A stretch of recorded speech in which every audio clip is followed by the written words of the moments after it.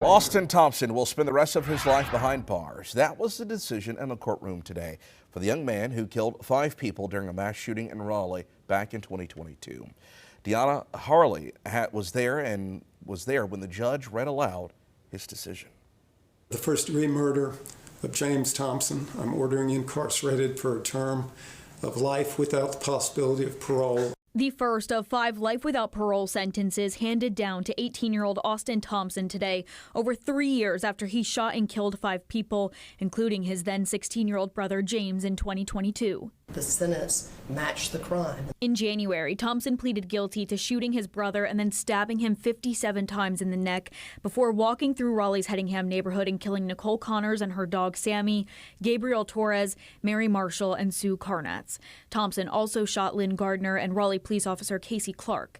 They survived. Both of them testified during the hearing, as well as family members of those killed. I felt a sense of responsibility to be here for Nicole and Sammy, and it's just the least I could do, man. While sentencing Thompson to a lifetime in prison with no chance at ever being free, Judge Ridgway said he did not buy into the defense's argument that Thompson was in a depersonalization episode brought on by acne medication.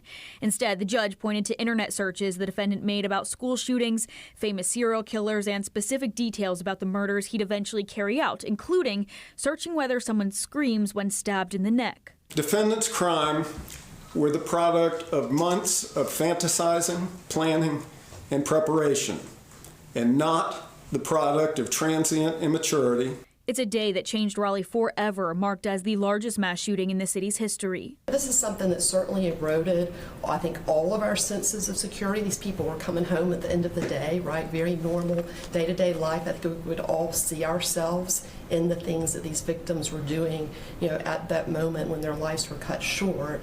Outside of the courtroom, some family members of victims say Friday sentencing is the start of some sort of closure, but that it'll never fully be over. I never heard Austin apologize. I never heard him, never seen any regrets.